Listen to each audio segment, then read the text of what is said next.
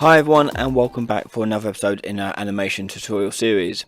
In the last episode we got our character walking around with their legs blending between different directions. In this episode we're now going to implement the aiming, so we can aim and animate the character aiming to where the mouse is currently looking at.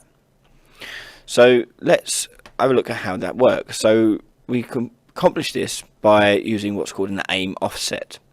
So what I've already done is I have imported all mine in, but I'm going to delete one of them so you can see how this all works. Okay, so I've imported 8 of them in. You need 9, okay, at least, and the 9 variations are of the character aiming in different directions. So we've got that one center, so aim CC, and I've got center down like so, and left down, and we go for right up. Okay, so as you can see, you just animate all these in their various poses.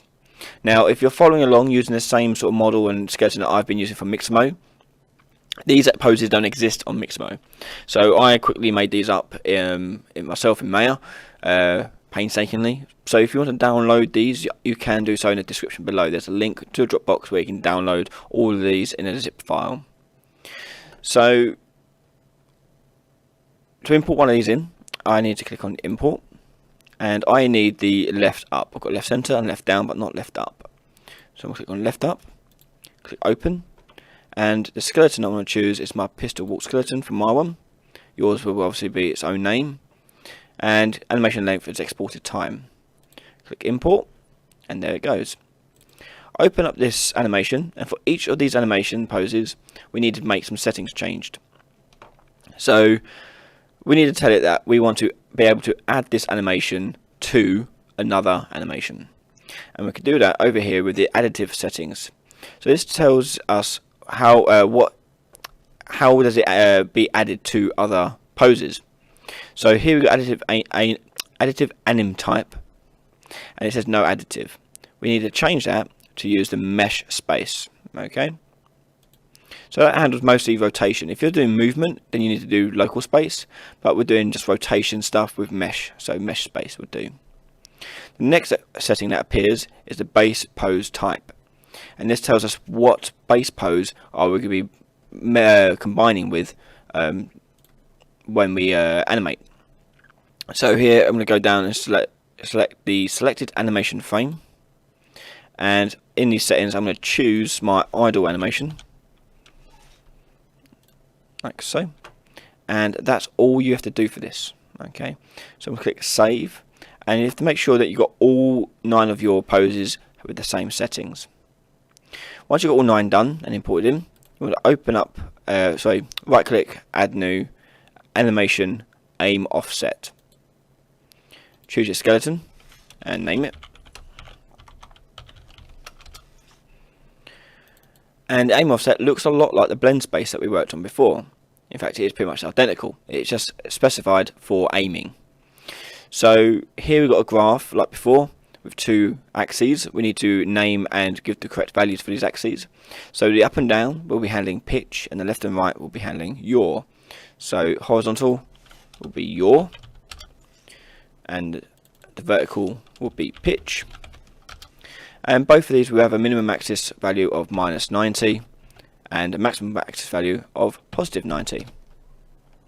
So just insert those numbers for each one of these, and your graph should look as it does here. Okay, now we just want to drag all animations on. So aim CC goes to the center, center down, up, left center, left down, left up, right center, right down, and right up. And if I click and drag my preview value, you can see the character now blends between all the different directions, which is exactly what we need to achieve. Excellent. So with that now done, we can save that and close that. The next task is to code it so we know how to use this, and telling it when to blend it, and how to pass on a pitch and yaw value to this model. So we're going to go back to our animation blueprint. So this is where we left off last time, And what we're going to do is we're going to make a couple more variables here. So we're going to add a variable for the pitch, and that's going to be a float. Another one for the yaw. Again, it's going to be a float. Click compile. Go into your animation graph, where you got to this screen here, where you got the final animation pose and the state machine being plugged into it. We need to disconnect that and drag in our aim offset. Now you can see here we can plug in our result into our result, and our base pose will be the locomotion. So this state machine goes into the aim offset, and then it adds this aim offset. And you can see the two values that we typed in earlier, yaw and pitch. Okay, and we can drag our variables onto them. So yaw into yaw and pitch into pitch. Alpha will leave as 1. Click compile, and we're done here. So now we just need to make it so we've got these values, these variables actually have values.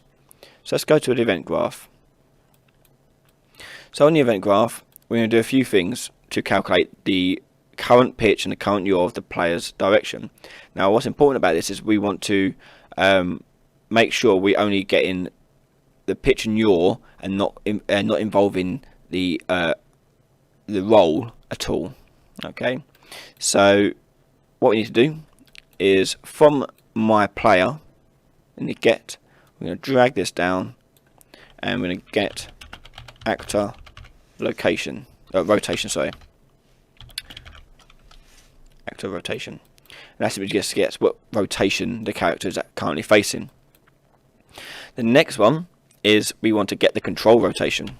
So get control, get player controller, and then from there we can get the control rotation. And this gets the current rotation the player has input into the game. And what we need to do is work out the delta difference between these two, and that will give us the exact rotation that we're currently moving in. So from here we're going to go delta rotator and B into there. And I said delta gives you a difference. So when the game looks at a control rotation and when it looks at active rotation, it will look at a difference between the two. The next job is to do a interpolation. So we go R interp 2. And an interpolation basically means it's going to go from the current value to the target value over a certain amount of time and at a certain speed. So you get a nice smooth transition between the different rotations. Otherwise you'll find your character all jittery and jolty as you move the mouse cursor about, because you can move the mouse a lot quicker than the game can update. So the target for this is going to be this delta here. So I'm going to drag that into the target, and the current is going to be what we currently got. So we're going to go make rotator, and we're going to drag in our pitch and yaw. So pitch into Y, yaw into Z. And this works out, this gets us the current rotation that we've got set to, and we're going to take it to rotate to the difference and over a certain amount of time. The time aspect though, we need to get delta time for this to work, and we can get that from our update animation. So it's a delta time X. So what I'm going to do is I'm going to, rather than drag a big line out, I'm just going to promote this to a variable. And I'm going to name that one time. So now I can plug in time into my delta time. And the speed, you can put in whatever speed you want, but you want it quite quick, so I'm going to put in 15. And the return value is now going to spit out a rotation containing our new pitch and yaw. So we just need to split this so we can get access to the pitch and yaw, and then we're going to clamp these values between -90 and 90. So pitch, we're going to clamp the angle. Oh, and going to copy that down here. And the minimum -90, maximum 90, -90, 90, and the angle for this one is the yaw. And we simply just set these values up. So set the pitch by dragging it in, and then set the yaw again by just dragging it in place. And that's it. click compile, and test your game. So now we can look up, down, left, up, right, up, and we get a nice smooth movement as we move the character around. If you enjoyed this video, please give us a like and subscribe, and yeah, if you want to support me and watch the next video right now, you can do it over on Patreon, just like these fine photos. And yeah, big thanks to everyone who has supported me, and I'll see you next time. Bye bye.